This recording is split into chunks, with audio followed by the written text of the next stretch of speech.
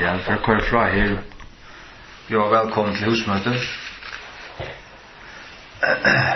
Halleluja. Herre, vi lägger så stunder till när händer och ber om att vi måste komma till Josbar och styrka oss vid till Norge och styrka oss vid Trunne. Så vi läser om och gärna apostlarna att Paulus och Silas och tar för och atter från kyrkje till kyrkje och grundfest och styrste bröderna. Det är att vi vet vad vi öja och att vi blir säkrare kvart det är i stand av. Tackar Jesus, vi tar en tryggan och fastan grundböld. Och tar i Peter tossar om rötterna och tar till ombrötsta fjällen och rötterna som kommer från himlen så skriver han till men vi tar en fastare eller tryggare profetiskt år. Så där skriver jag profetiska året till tryggare och fastare än det som kom höjbart av himlen av fjällen och sin herre. Och till det som vi tar här tjåkon, ratta texten, ratta bibeln och trygga vid och vita att detta är tann endaliga funnposingen och detta är till högsta år som vi löser för att ta som i kvalt högsta bibeln att det är till ett år är inte bara spjatt med 20 versioner så kunde vi sitta och välja och räka och sitta vid 15 bibeln och då man kan ta och läsa bibeln och då är det lära om grekiskt och hebraiskt nej to giv och kunna och jag kan hämta och hamsmal ända till linnar Höfra reformationen och framåt så har vi en helt allutliga funstutling och polering av den år det här som först år är runt och vi tycker att det kunde inte präkvast fejler och igen och hette det året till giv och kunna som du visste vi skulle häva du lovar jag att varvåta ett år för hese 8 över du lovar inte att varvåta upprunhandrit men till i år. Så du har varit dig och vi tycker att du har både så band att du korsar öll och i öjna bok. Inte endalys manuskripter och varierande variationer men öjna bok. Och tack för att vi har en här tjåkon. Och vi om att sikna vi är tøyingsna og funpoleringsna og endalys stytlingsna av henne av føreskon. Signa sa stund, signa og salva til som lusta, salva torra øyru, torra gjørstu, at de må være still og høyra vid hjertanen, og at de må være styrst østene i trunne, i Jesu navn. Amen. Ja, men säger till och boja ju på 4 gånger så kom ni då ett år till första Johannesbrev 4:4. Första Johannesbrev 4:4. Tid är av god till luttle vatten och här var vunnen iver tajmon till tajmon utanför. Han tog sig på här åren om antikrist och antikrists anda och så är om heimen. Tid är av god till luttle vatten og hava vunnet ivert heimun, til større er han som er ui tikkun, enn han som er ui heimun. Ja, vi hava vunnet ivert heimun, til er ikke vi som hava vært så rævlig restmennene og stersk og ditt med datten, at som gjør det vi hava vunnet.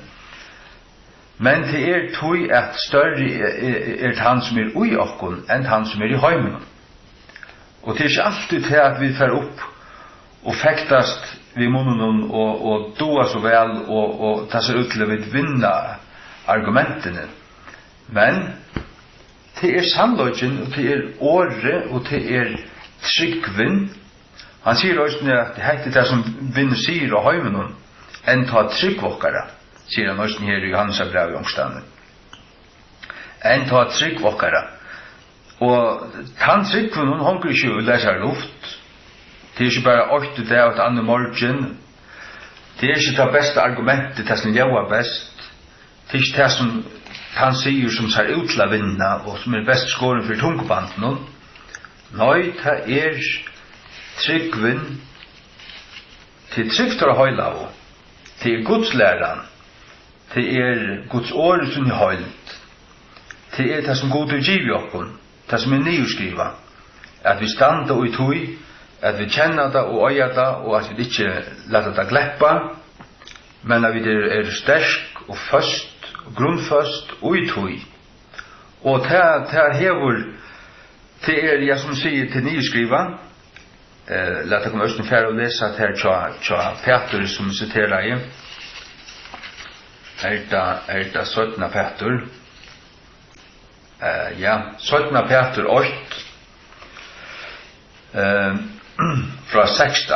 17. Peter 8, 16. For jeg vet, har ikke fyllt snildesligende opphugsa av en fabelen.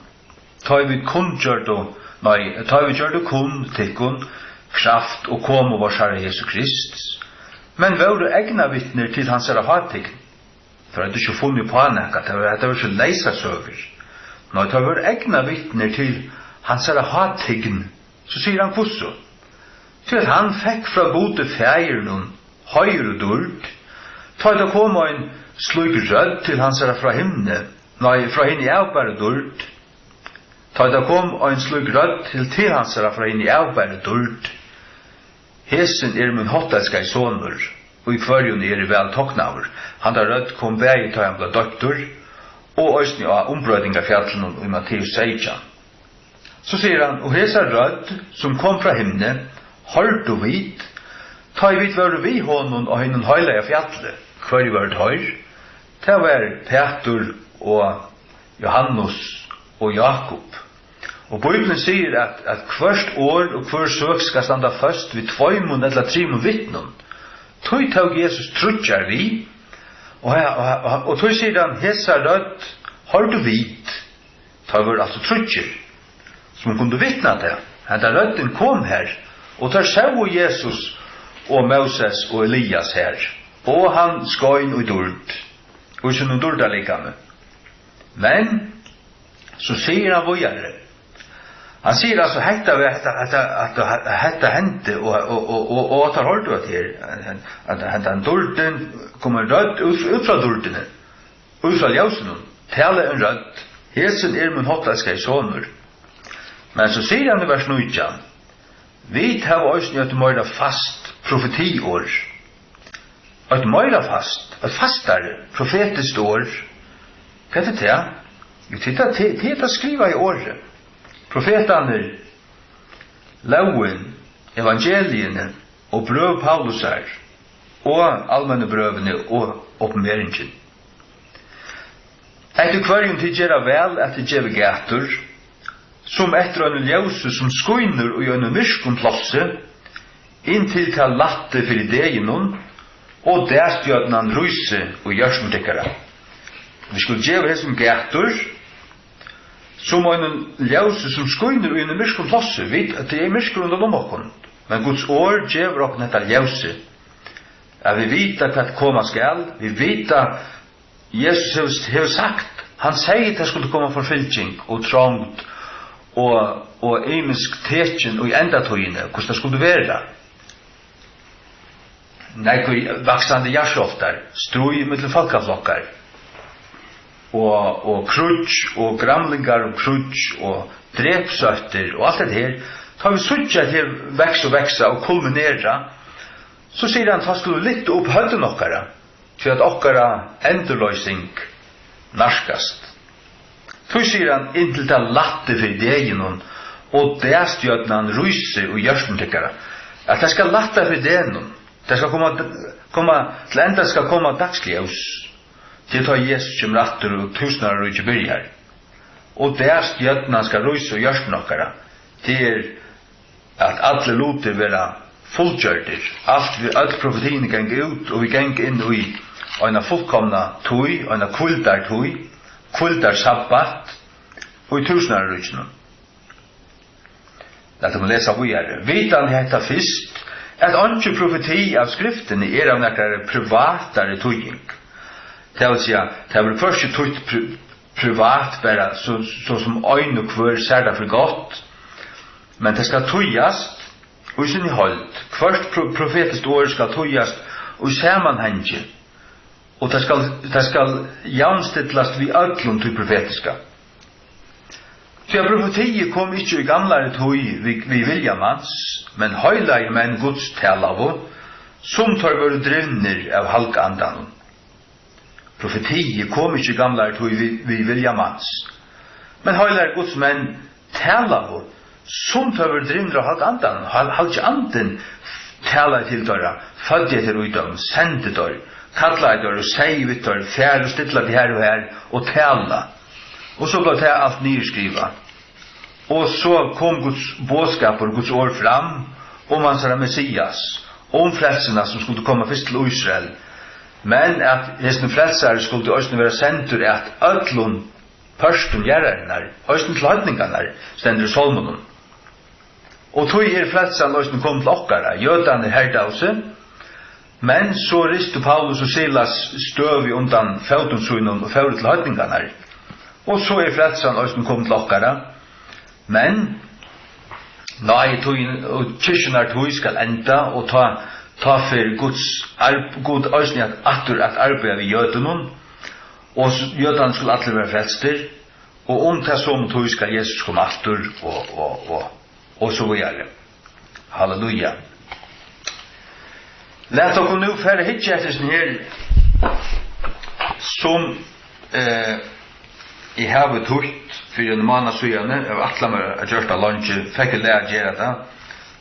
Det tok en dag og et kvall til å gjøre det. Jeg har det bare ur en bøk etter Ruckman, og ur en bøklinje og en pakka vi tog med DVD-en som heter What's the Difference etter Peter Ruckman. Og ja, vi færre at hitje og jøkken her, Twitter, What's the Difference? Hvor King James Biblian betre nekka sett av griskun, eller hebraiskun handritun, og rokna så kallavu oppruna handritene. Sagt du ser, Alexandrianerne dama så vel at tås sånne trygg og uiblåstu oppruna handritene. Ja, jeg har jo også en trygg og god gav oppruna handritene vi uiblåstre. Men det nytter ikke trygg og at hei til at ikke av dem finst.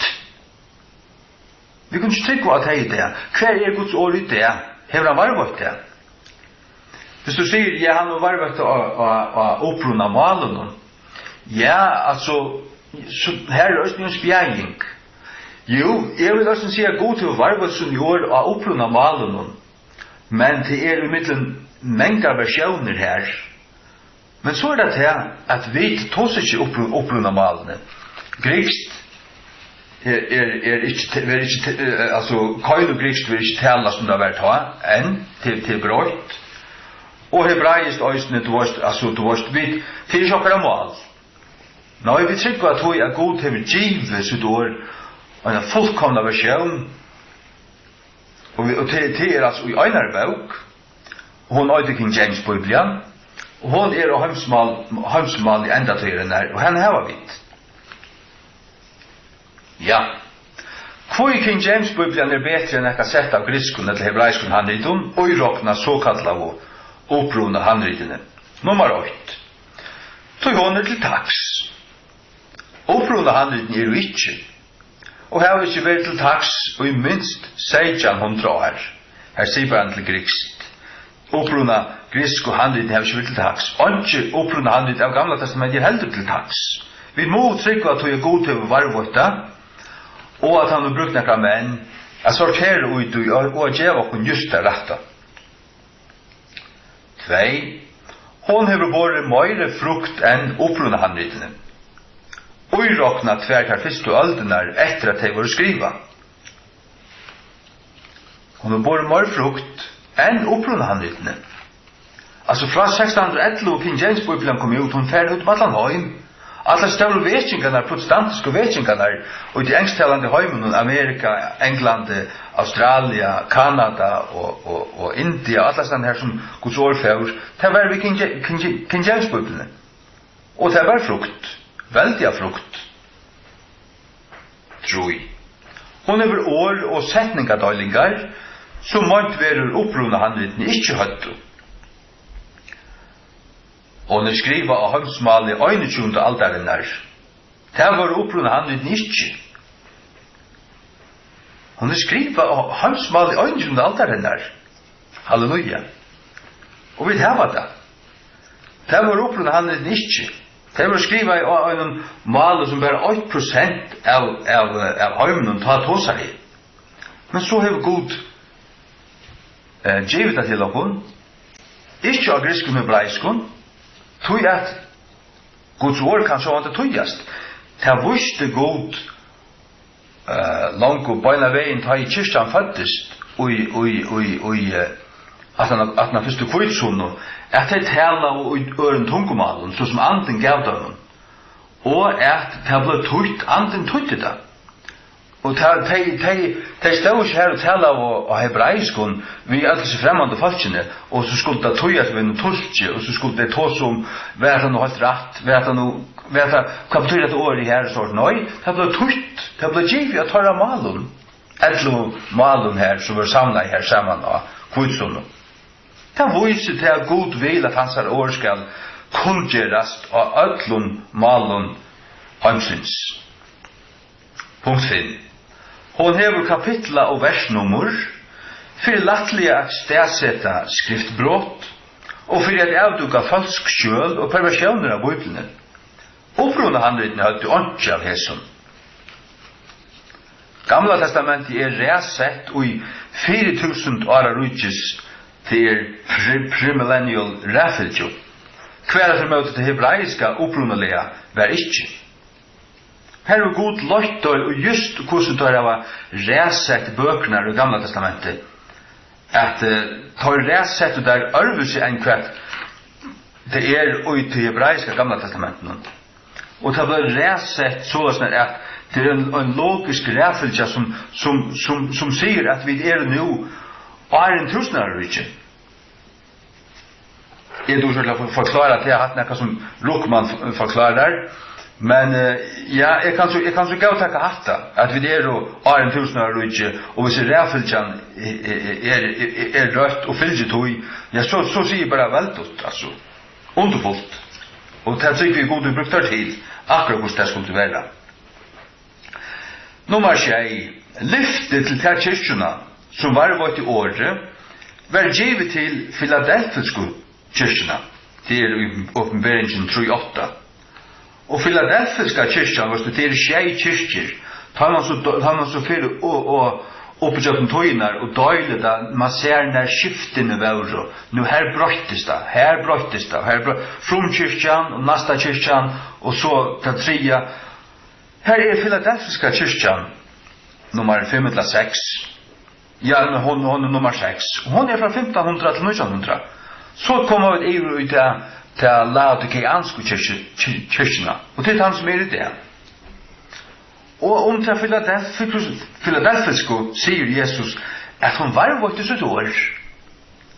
Ja, og tar vi tidsja, tar vi døyla da sånt, så det fra 1500 til 1900. Det vil si fra reformasjonene til Vestkott og Horst kom fram til alexandriska teksten og tog ikke skifte kinnere og for å fylse til forkjærta teksten. Jeg fylse til forkjærta teksten. Det vel litt. Så lyftet som Jesus gav at han skulle altså ta rausan i året han gav det var til de filadelfiske kyrkjene ikke til de apostolske kyrkjene. Nei. Det er ikke til at hun var på til hans år. Men det gjør det filadelfiska kyrkjan. Og jeg vil så være en pastor av filadelfiske kyrkjene. Ikke Filadelfia i havn eller noe sånt, men filadelfiske kyrkjene, som har samme anda som hon, som får samme vittnesbord, samme raus fra Jesus, at hikk, her noen menn her, som har mot år, og som elskar det, og som var vårt av det, og som ikke lette det gleppa. Vi leser åpenberingsene 3:8. Fra tjej.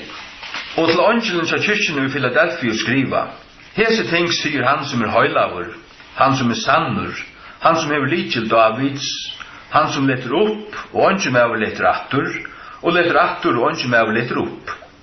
Jeg var et verktøyne, så jeg har sett framfor det her under åpner dyr, og ikke med kan lette til attur.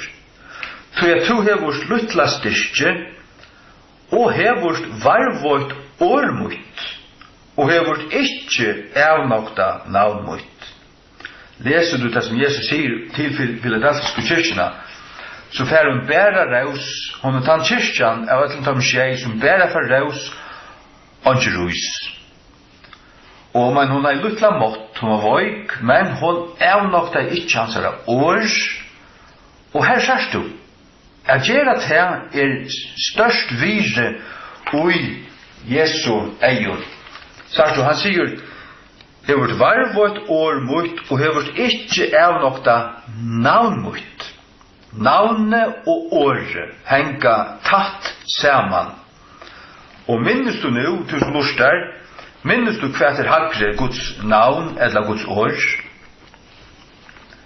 Ja, jeg har ofta lyset det for der. Vi lever det ofta lyset det. Det Salmur 138. Salmur 138. Vers 2. 745 i Gamla testamentet. Her Guds ord sier, jeg vil tilbya motvis høylega templetøynum, og prysa tøynum høylega, prysa tøynum navne fyrir tøyna elskande blutne, og fyrir sandøyga tøyn. Så jeg tror hever størgjørst tøyt år, og pum alt tøyt navn. Thou hast magnified thy word above all thy name. Så God hever gjørst sitt år større og litt hagre opp. Han gjør morpors ur sunnen året enn sunnen navnet. Og tja Nehemia 95 stendur. Nehemia 95. Hva finner vi til? Til her.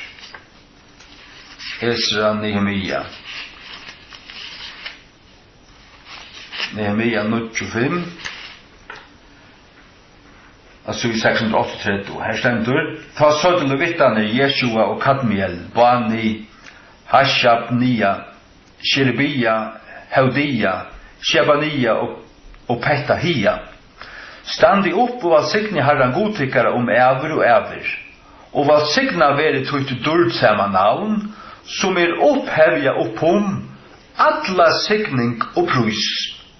Guds navn ryser opp til røyer opp jo allar signing og prus. Du kunne stand og prus og mossa og i tøyma vois og i tikkara husun og du varst asfalt ikke stendur oppratten hånden og mossar, prusar og mossar.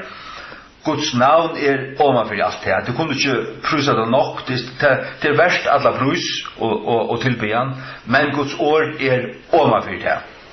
Så spottet til bare Guds år, ta veri på at det er rokning, ta rai øyning for en fra gjerra.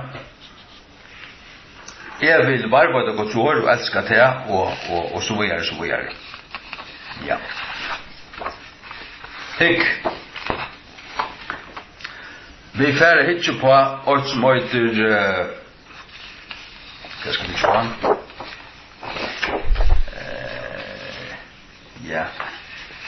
At det slett ikke rett av ræfylt, at det bare, jeg vet ikke noen plansjer til å kvöld, til å nekrar.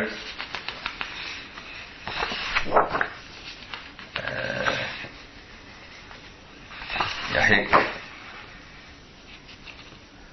Ja. Vi tenker det her som øyter, hvor du kan sluta av King James-bøtlene. Høyre en kross at det som det er gjør du dette her. For King James-bøtlene bedre. Hvor du kan sluta av King James-bøtlene. Ja. Her. Hvor du kan sluta av King James-bøtlene mer enn nekker utgaven, utgiven eller vimmalt av nøkron som helst, Nekratøy. Høyre Ruckman nøysen her. Han så øyla bombastskur, finast ordan. Jeg alltid til så sannlig nekka vera bombastskur iver. Folk tror ikke tog at Guds ord finst. Ta jotta vera, ta hever en troarjottan, eller en vantroarjottan, av sin heimasøy og sin kyrkjebøg og sin datten, og ublåst opprunna handrit. Spyrt du så hver, om du kan få en perfekta varvått av Bibel fra dem, så nøy, det her var det slett. Men det her var vidt. Og hun øyder King James Biblia. Nummer 8. Årsak av lyften om varvåslo. Tog trykk var vidt jeg vet hava Guds ord. Årsak av lyften om varvåslo. Jesus lovar, Matteus 24:35, at himmelen og jord skulle genge under, men årene som skulle ikke genge under. Og Salme 12:6-6, øysene, at årene som herren skuir år, og at han skal varva det til fres i alt om ever. Det hever han så gjørst. Og som vi leser i Åpenberingen 3:8, at om Filadelfiske kyrkjena, og hon varva til Guds ord, men fyrir jeg kunne varva til Guds ord, så måst du heva Guds ord at varva det. Det vil sige, reformationskyrkjan heie det. Hon heie Guds ord og varva til det. Og det Textus Receptus, og endelig få inn på King James. Det han tøyer alden, han tøyer og kyrkjesøvende her til finket han vittnesbord til varva til Guds ord. Og her kommer fram bibelutrykkvande, og de måtte loja for det. De ble dripen om reformasjonstøyene og bøynt og æren til vårt. Og ja, de valgte det. Fyrsten av bibeltrykk valgte det å dodja. Hvis det kom til skarpskjøringer om det, ja, så døy det bare. Nummer 2 grunden for hvor du kan slutte av King James Bibelen anbøyene som Gud brukte og Jesu varvåslo. Tåra ei mjuk løgje og tåra ærlig løgje. Til dømes brukte der skraskrift, ta der kort 8 år, eller 2 eller 3 år inn utan enska teksten for at setningen skulle gjøre mening. Løyde der åra 3 teksten som ikke var bøynløst tøyt etter de underliggende teksten, så korte der 2 årene i skraskrift. Og det så også gjørst og først King James. Torra jottan av sin skuld til receptus tøyarnar som gikk undan tøymen. Ja. Det stender i the translators to the reader, som en 20 syr lengt, og finnes du som i King James Bibelen at tar virkjenner sina skuld til tar som har gikk undan tøymen, som løyde grundarleie, og som tuttur av teksten, som tar stand og at årstand. Ja. Nummer 3, ongen handelsligur høvendarattur av henne. Høvendarattur brettsku kronunar hever alls ongen vi avmarska prentinga gjerra. Ikke fyrir en 19. öld var hetta gjørst handelslitt i Brettlande, fyrir djeva revised version av møveløga. Men i det kan øynukvur prenta henne, utan at bya nekan løyve. Så oi øyna tøy i 19. öld var handelsligur høvendarattur av King James Bibelen, men han i det oppheva av rattur, øynukvur kan prenta henne, og du betaler ongon neka som helst. Du prenta henne bare som du vilt. Nummer 4. Årsak av hvordan tøyen var da hun var utgiven. Hun var utgiven av en tyska rationalismo, av en franska skepticismo, enska deismo og darwinismo. Altså hun var given ut og en tøy her som folk generelt var bibelio tryggvande. Og tar som tøyto hana var bibelio tryggvande.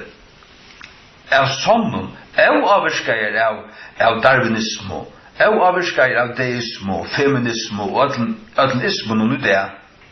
Ta vi røyner. Og nummer 5, hvordan ærligere hennere etfinnere Ta vi ærligere. Ta vi kjenner ikke til.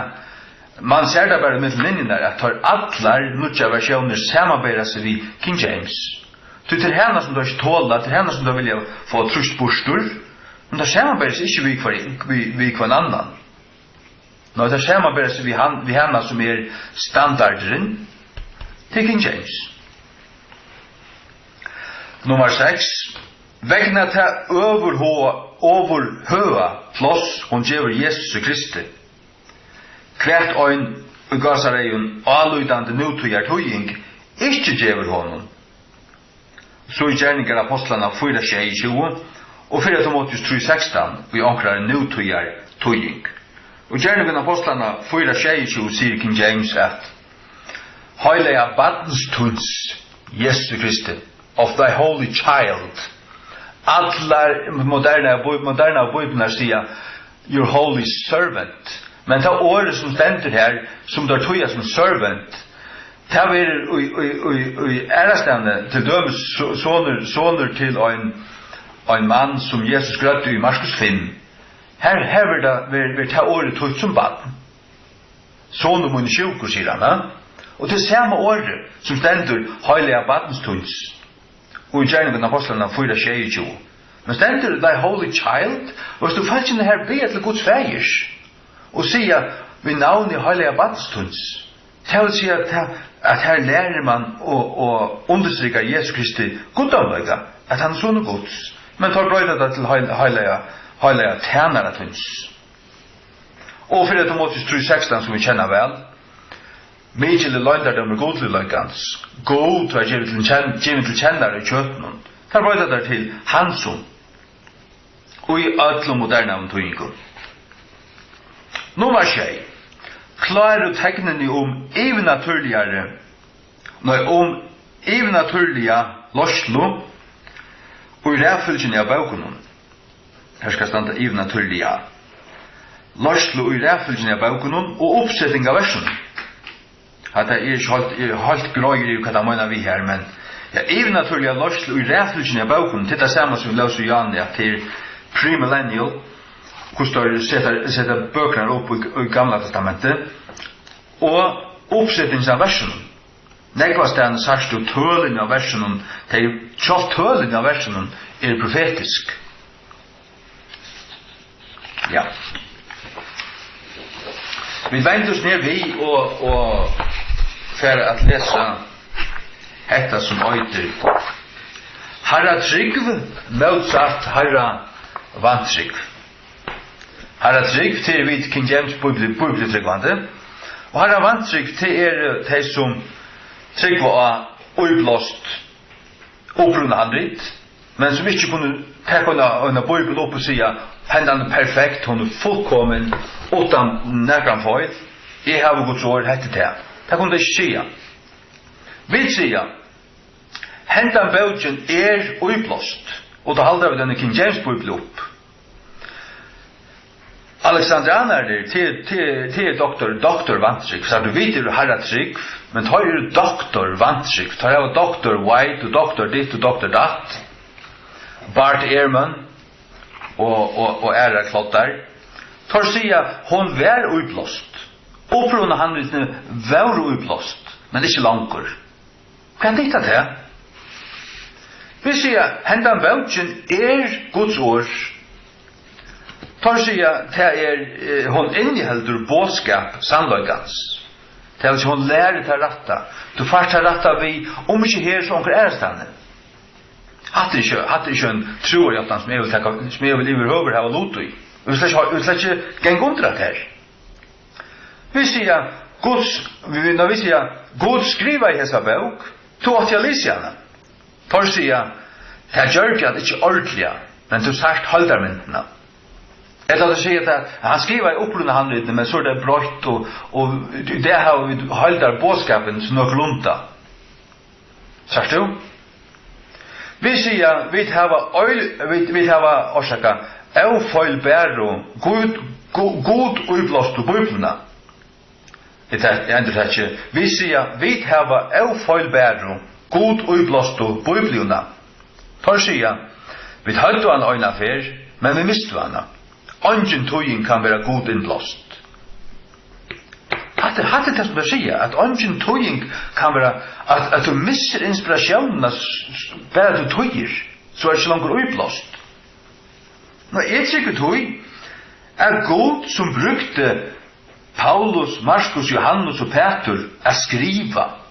Han kan välja sig ambo och ge oss en ambo i någon perfekt handrit och perfekta ord och en örnvalde och hvis han tøyet her og gjør en perfekta tøying av det og løyer han just hver ord skulle brukas, hver vendingar og alt dette forskjellige så kan Gud til endans bare blase av det og sige jeg blase dem til her jeg blase mot løyvene her hette mot år og til en tøying det kan godt være en trehånds tøying og allikevel Gud kan blase sitt løyvene og han kan være perfekt. Hvis det som han trodde var perfekt. King James Bibelen perfekt. Det tycker vi det var inte. Och trodde han är rätt och perfekt. Det så är trodde av henne perfekt. Så mycket var det. Vi säger årene som tal i nätikon, teir och ante, teir då att säga Jesus, att säga Jesus i Johannes 6, 3. Årene som tal i nätikon, teir och ante, teir och liv. Og vi sier, trygg vi av Bibelen uiblåsta over Guds. Tar sier, du kan ikke finne deg til å studere deg. Du tar vare borster for 100 år siden. og så sier jeg, ikke ordentlige årene, men grunnleggende læreren og prinsippene og høvdsætjen. Utan her til feilande og fylgjande 200 påsene. Så vill det ratta och halda sig vara godligare. Halda sig och så skreja då trunna på eller ur hjärtan och ongon folk av bibelskolan och ditten datten. Det färra av bibelskolan vi trygg var Guds ord och det kom ut att ta i sorg. Jag säger att det är under frälster män har man sjön alla sig för att präst. Och så färra där och universitetet i København i Lockrana och komma att fullkomlig vräk. Tar stand inte långt vid trunne. Alltså tar något att trunne tar komma att tar fylla i sånter. Det är inte näka som är värst. Aldrig med läggt väck för klukkan Satans husom eller sammanhängur. Ut ur samma mun utgångur signing och banning. Brövermöjner, hese ting åt du ikke så at være. Jakobsbrev 3:20. Hatt altså torra munner. Munner til Dr. Vantrik. Det at tar si alt, men så det allikevel, ja, Guds ord det, og det står det høyla, men allikevel ikke. Ja, tar Bibelen vær utblåst, men hendan utblåst, ja, partvis, det blanda, det bæg å alla tøyna. Men tja okkun King James bibeltryggvande ongin slinker valsen, men vi sier at vi heva Guds ord. Kvarskje morla minne. Underfullt. Ja. Halleluja. Takk og lov. Hekk. Ja.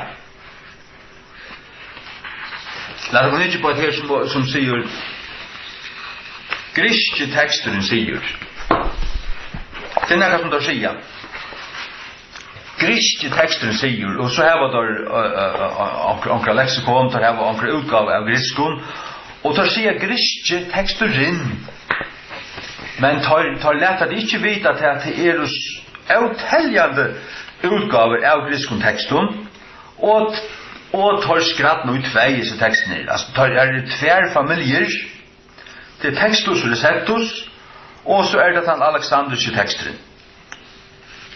Textus Receptus til det som King James Bibelen bygger av. Her har vi Erasmus, 1516, Besa, 1535, og 1598. Vi har Stefanus, vi sier 1546 eller 1580 her. Og vi har en som heter Collineus, 1534, og Elsevirbrøvler, 1633. Här det besa som King James tror mest stiga av sig men också Erasmus och Stefanus. Colonius inte så framallig här och Elsevier-bröderna kommer så till 18 år King James-biblarna och 18 år reformationerna. Men till ta den sista utgåvan av Receptus till Elsevier. Men bästa utgåvan utmärska. Men vi trycker alltså av King James-biblarna. Och tvattelses vigligst i rövish. Bibler som kommer från hästen texter. Martin Luther, Tyskland, Diodati i Italien, Erdosi, alltså heter män, alltså Diodati med alltså. Erdosi Ungvärland, Olivetan i Frankland, Valera i Spanien, Visoli Poland, Gottskalfsson Island, Otto Gottskalfsson, De Graaf Holland, och så Elisabeth-bibeln Ryssland. Ensko biblarna som kommer från som text Coverdale 1532, Great Bible 1532, Matthews Bible 1532, Bishop's Bible 1538, Tyndale Nya Testamentet 1525, Geneva Bible 1533 och så den kända King James av 611. Ja. Vimersing Ave tujarnir sagt i forordnun at har viltu gera eina gaua tujing betre. Gera eina endaliga biblio fra tøymun 6 undanfarnu á ensku. Men her bygdu allar av saman undliggjande tekst, som Textus Receptus, som Erasmus, Besa og Stefanus. Tar tuttu te, og her så lite sluppur ut til faktisk den samme teksten. Og så kommer King James tøyarnir og gjør det under endelig kjent tøying og enskun, men som bygde og alle tar undanfarnu. Ja. Tøy sier det at det gjør en gaua tøying betre. Men legg til merkes hvordan alle desperate hyklarene fra 1840-2020 rettvis gjør det perverteringen av skriftene ved å bruke forordet i AV Authorized Version som undanførslo for sånne sint. Tar vilja at vi skulle halte at tar det som motiv som AV tøyarene. Og det det slett ikke. Tar stans ikke samme grunnlag. Tar arbeid ikke samme tekster. Tar arbeid ikke ut fra samme kjelto. Tar arbeid ikke ut fra Textus Receptus som gonger atter til Antiochia og Byzantium. Nå tar navast som gonger atter til Alexandria og til Vatikanen. Tar lovo. Til at dette tver imiskar linjur av Bibelen fra hver sunne kjeldo. Tar professionelle liknarar. Så vi ser på alla dessa utgavnar av katolska, han kallar det katolska texter, men det den alexandriska texter, det det samma. Katolska kyrkan älskar den alexandriska texten, tror jag till samma ande. Till en perversion, till en öjeläggning av Guds ord, som Satan har gjort, som Victor Danielsen och Jakob Dahl och Heri Tröntöm har givet det kon, tar det samma anda som att det skramtlig här, åpenbart. Det här vändiga alltså det vill inte ha att göra. Det ska vara Guds ord och det är bara täcket av livet alltså. Ja. Hek. Alltså det griska texter, det börjar från 6 tror jag att hinner ging upp till 5. Griska texten i Textus Receptus. Bentley 1620, Hogg 1808, Doidis 1844, Mattei 1642, Mace 1620, Bengal 1644, Griesbach 1805, Sandler 1636, Harwood 1646, Alter 1646, Bisk 1624, Lachman 1830, Tregelles 1840, Horst 1840, Wordsworth 1805, Nessel 1805, Sauter 1920 og Alan Metzger 1960. Korrupsjoner som kommer fra disse tekster.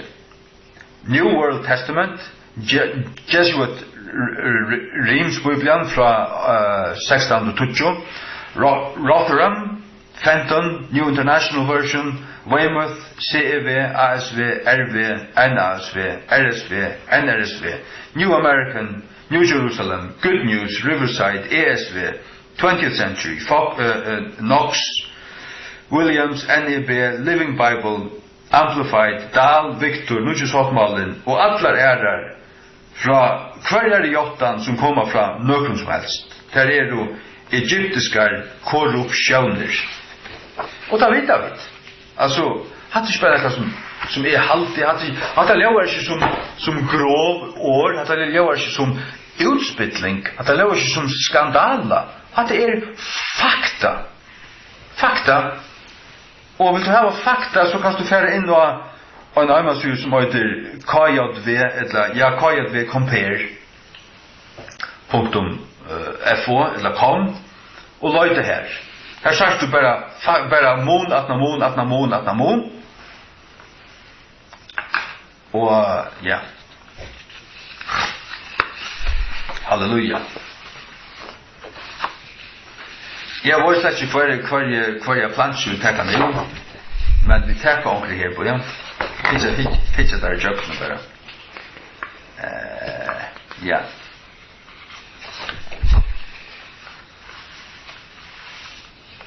Ja. Ik. Triksene tja Solomonen.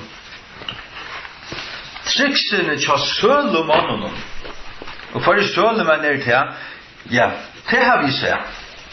For som Solomon av Guds årene, det Alexandrianerne. Det stender også ta i hans over Josef var kastet av ned i brunnen, så sa der nekkar Ushmaelitter. Hva det for folk? Ja, det Ushmael. Hva var han fra? Mamma sa var fra Egyptalandet. Og han bor så ut i øymarsene. Og det altså Solomennene, også i Bibelen, også i Gamla Testamentet, det du var tar for ny til Egyptalands at kjøpa kodden, at kjøpa hestavåknar og alt det her. Og hva det som selger Guds ord i det? Det som selger alexandriske perversjoner.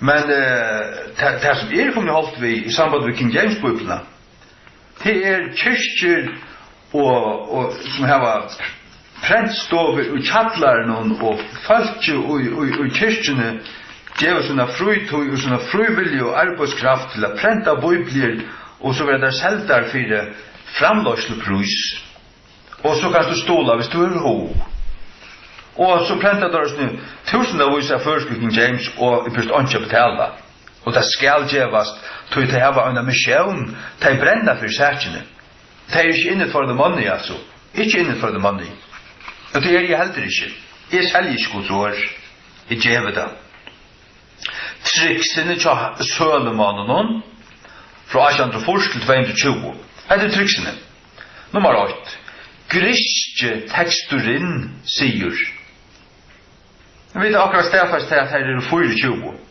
minst 24 og at Receptus hever 5 og den Alexanders hever en 20 hva vi så her nekmål og det jo enda litt Receptus hever 5 utgaver eller 5 menn som gjør det ut tar gå ganske 2-4-5 utgaver ut hver men til å si edisjoner eller funnstillinger av det samme men det er så men det sier grisk teksten sier som om han øyn han ikke øyn da burde sagt den alexandriske teksten som jeg har her han sier men tar utlett å si at her noe som heter Textus Receptus og King James kommer fra honom og tøyer hon øvelse men det vet nummer 2 som da sier opprunalige griske teksten sier han tar av omgående se han og i løyven tar tåsa som og tar vil heva til å halte at tar av se opprunalige teksten og tar heva han tar alltid se han Och så säger då nummer 3 utgåvan av King James samsvär inte. Ja, det kunde slett inte präkva. Ja, det är också lutla variationer och präntfajler och så bröjtes då och det blev sett för blodget, det kom fajler in. Men så blev det allt streamline aftur. Och i 1693 fick vi så en standard King James bibel ut. Men hans klubben här han är inte snack om alltså. I ögonen fotograferar jag pränta utgåva av Nya testamentet och munnen är mikroskopisk ju här alltså. Det är den samma bibeln fullständiga. Så säger då Erasmus var pro-katolsk, det var en slätche. Han skriver i nägg, han var i sån likla position, han var lärare och professor i såret. Och han kom omgående ut ur katolska kyrkan, men han skriver fullt av sån löjgryton och löjkon och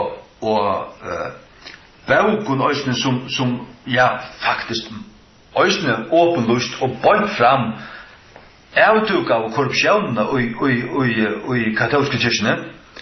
Och med prästarna hos skittner och vemliga var sådana och missbruk och av nonnon och svik och allt det där för han var inte alltså han försvär inte korruption så att man var i katolska kyrkan och så att man gav eller tillåtna i sina första utgåva till Leo var det Leo Tudjunda på var i halta och i 1516 men han skriver så där mot katolska kyrkan att han var som det hände tar han dag men hans böcker blev bannlyst där och han blev inte göra i en katolska kyrka han blev göra i en protestantiska kyrka i Basel och i Holland och protestanterna kändes vi igen och han kändes vi protestanter men han blev en ordentlig protestant själv men han viskar så innanför katolska kyrkorna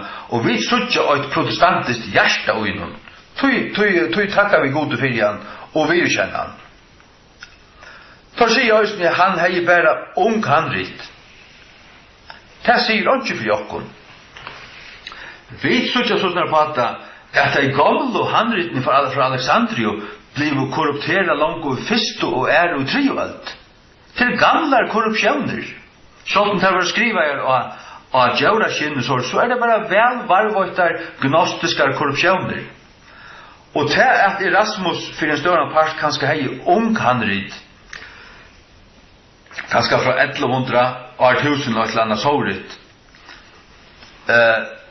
Men så var det var det första som man hej. Men så kom fullt av flöjde handriten fram från Byzantium och man sa att det samsvara och det gamla samsvara vid det inkro. Det vill säga att man kan stadfästa att själv det är ett ungt handrit så kan det vara ett rönt handrit av en äldre handrit som inte långt till. Tror jag vi tycker att det är god till varvet så då. Har du vad säga att själv det är ett ungt handrit så kan det vara ett perfekt kopi av en äldre handrit. Som kanske gånger helt längt efter som var ett handrit av en ölhandrit som var kanske kopi av offrenhandriten. Det pjust ska vara kanske man kanske tre kopi själv det är ett ungt handrit och det kan vara fullkomligt rätt rätt. Själv det är ungt. Själv det är ungt. Ja. Att det måste Punkt nummer 6, tar sig autoriserar utgåvan hej kronohövdarat. Jag tar hej bara i Nujendalt. Bara en stutta tog här medan hon kappar efter vi är nutjar utgåvor. Men det fall så borstrattor. Och det är inte kronohövdarat. Så säger då att du fyller en man. Det fyllde Paulus och Paulus bär det fylla sig här. Lukas som han fyllde Kristi. Så att fylja en man, ja, det är du har fri för honom. Men du fyljer inte mannen, men du fyljer honom till att han fyljer Kristi. Lukas som Paulus bär det fylja sig här, så som han fyllde Kristi. Han säger att här i Korint. Så säger det att du tillbyr en bok. Angen av okon King James Bibel tryggvande tillbyr bibelna. Men vi gaujarna, vi älskarna, och vi gaimarna, och vi bøyer på undrarna. Och vi har henne som myndelöjka i våra hötter, i våra hjärsta, i våra liv. Så säger det åren som jag lever dagfört. Det passar inte.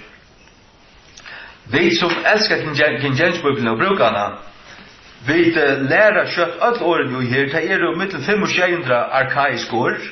Och tar du lyser ju i 8 eller 2 år så dodet det allt. Och det finns oralistar sådana som du kan köpa och köra här ligger i Bibeln att lära sig arkaisk åren intill du det. Och man får också King James Bibeln vi här som de arkaiska åren är förklara i de markerna. Så det är ingen trubbelage. Så vi säger nej, la böjna vara inte dag för en näka som helst. Och nu får som är. Så säger där också textus receptus var inte till för en 1633.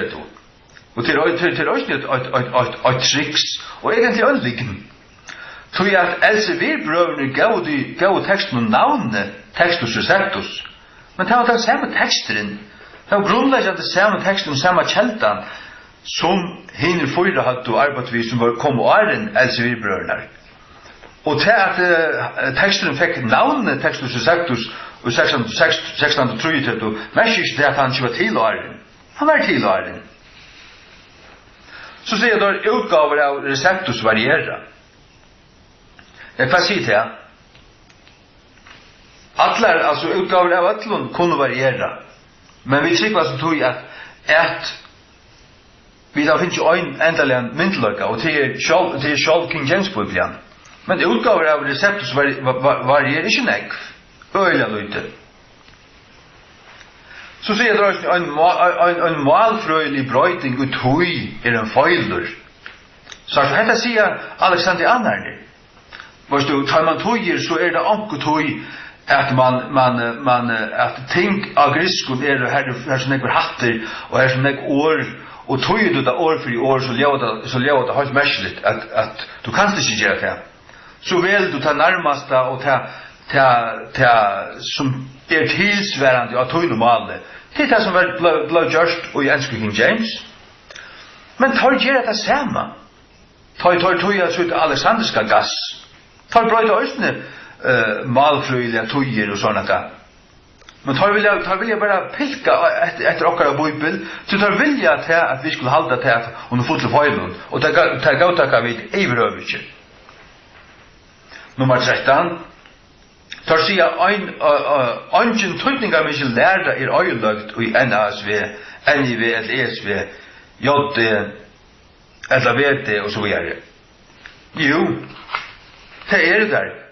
Tror jag att ska man följa Bibeln själva så ska en för lära ha 2 eller 3 vittnen för det stanta. Och pilka då tror en jötna borstur här där så ständer hon så lukas där som lära. Vi vet att det här är fullt av version som signalerar trojönterna. Men här är det bara inte så öjlan som bönlöst lära trojönterna. Så jag vi slett inte det att man fjärnar 1 Johannes 5:6. I röverskjö, ta är standu Guds ord och till en pastor Guds ord och vi har det och det som stand och Alexander ska skräp på har det inte. Det här var så Guds ord. Nummer 14. Kvar var Guds ord av 1611 spelar det så. Vi ser vi har Guds ord till King James av 1611. Kvar var det så är det här? Ja, ta spjatt. Ta var det spjatt. Oj insum versionen. Det vill säga ankur version har 8 vers rätt och en annan version har ett annat vers rätt. Men så kom King James Bibeln tar sortera oss ner och samla allt det optimala och rätta och bästa och i en bok. Från efter rättens strömme. Efter tog Alexanders efter tog bysantiska antiopiska strömmen textus receptus. Och få in på så att vi är där röjna versioner, fådna versioner. Så säger rösten för bästa texten i Lewa. Och då säger jag, en bättre tøying kan ju vara, så att du till alla tøyna, det är allt uppe till revision, alla tøyna, och inte näkran tøy, ändelig avgjørst. Så säger jag där, av örskimlande och vittlöjande. Det är ganska för tøymon. Du tar det blind, du tar här kött upp i hjärta, så vet du inte lärde av andan, och tøy kunde inte skilja det. Men så ögon som är enmjukor och ger sig under bøyblena, King James bøyblena, och ber Guds anda lära sig. Han finner knappt ut av att han skiljer allt, kvann sättning och korsår. Han är fullkomlig öppen, uppläten, och inte mist, eller attelätet, allt öppen. Det har vi erfärd. Nummer 18. Folk fanns att authorized version tar han kom ut, så får inte ASV och RSV. Folk fanns att han tar han kom ut, och det finns att han är, så får inte bara en ära. Nej. Ja, folk fanns det att han de som är fortjent där. För det har alltid funnits fortjent där av Guds ord. Och det alla vet att inte vara. Nummer 19. Vi kunde ärliga kalla hetta och hatta för Guds ord, så som vi vet att det inte är det. Tar kalla allt bara, tar bara för jag visar att tar gautak inte allt, så ser där nej att jag vet nu Bibeln nej, henne gautak inte, och Good News Bible nej, henne gautak inte, men så ser där hesar är okej, och händan här är min preferens, men då bäst ser, men ja, det du kan bruka du varst att urväl att du fintan, du varst där. Och så är det där, så är det fullt av månen, och så kommer där revidera er 15 kvartal, och ta väsentliga bröjtingar gör där. Väsentliga. Till dömes så New King James och Charles Zakaria tar spyrja vad det är för svar i handen till honom. Det är flott från att vara i handen till att vara av armen, till att vara i mittenarmarna. Och det flyter bara till vårt. Det är inte alltså så profetiskt som en för vet vad omvärld hela till händerna. Men det flyter alla möjliga ställen. Tror jag det är Guds spottelig klottar och drumpar, och Guds spottar som sitter utanför här och röjtar cigarr och dräcker tjussrar och flända efter sig ner med oj lättjada och flända efter hur illt till gautron och tryggvande få av oss ner. Jag vill hålla bara fullständigt fast vid taböjorna tar röjn och rötto, och hålla fram att halda henne och älska henne och halda henne uppe som Guds ord, och toja och finpussa och polera henne. Tojen alltså. Nummer 20. Tar sig att läta gå bläja och skriften till. Och så är det samtidigt så pettar det allt sånt och vill finnas det att hade inte rätt, man vet inte, kanske det är så, och dvårst. Och så om man hela säger där, läta gå bläja och skriften till. Ja, vad för skriftet det är? Ta det är 8 dagar av den morgon. Ta han vet att han inte hever skriften att bli upp i, och ej heller hever to. Han lujer. Hette efterläringar teori lessings. Efterläringar. The theory of accommodation. Och danskon. Efterläringar teori lessings. Lessing var en öfrädslig tuskur rationalister. Till läraren som säger att det är läge att lyckva om tunner avhörare är av patroner att täcka sig av fakta. Du lackar det till torrastöje och brukar fals till att få det att halta att du heldur det som de halta, tar du inte gärsta. Allt det som du gärra. Och tar skritja Guds år ur hjärstunon och sinnunon och hantunon av gautrunon falskje. Och så det som det egentligen vilja till att tullmyndlöjt skal inte vara Guds år. Det skal ikke kvile av det, men det skal kvile av doktoraskapet, av lærdommen, og av leksikonen som tar endene og djeva der, og av kyrkjeravun, og kyrkjelæren, og ditten datten. Ikke Guds år i sjálfun. Det er det som du vilja. Satan stender attan for alt det her.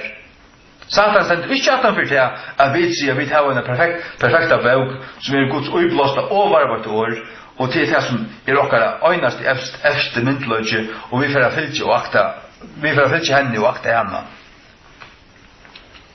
Ja. Og avkom av øyterormon, hvor hever avværa til kunna flutja fra henne kommande vrøyene. Matteus 3:6. Hatt det som vi får tenke kvöld, vi fortsetter neste kvöld, og jeg vil kanskje 3 årsene, at det takker seg plansjen her i kjøkkenen. Halleluja. Herre, takk for disse stund. Takk for at det som du lovar, det heldte du. Du skulle varvåde til nye år fra disse 8 memer, og du sier 8 Matteus, og det stender også i Matteus 5, og i året klokken 30, og først året så god i skurst. Jeg vil hava det, og vi vet det, og vi kjenner det, og anden blir det vittnesbord. Jeg vil hava det, og i enskje King James. Og til standa vi, til halda vi fast vi, og takka der fyrir. Signa øyngvann som lusta, og signa og varvåit tutt folk, og varvåit i Østenkjøkken enda tøyna, har jeg at det ikke vil vittløyt av vittløyende lærun og tingene som kommer opp, som vi vet ikke er fra her, men at du sier det selv at det sørste tog skulle komme falske Kristus der og falske profeter skulle gjøre en større under for å få folk å fylke seg og Peter sier til at det skulle komme svika profeter som enda skulle avnokte Herren som kjøpte tøy og mange skulle fylke dem og ditt navn skulle være spottet. Herre, at vi får ei og slukar og at vi halda kom fra tøymen og at vi fylke at her trolige inntil endan i Jesu navn. Amen.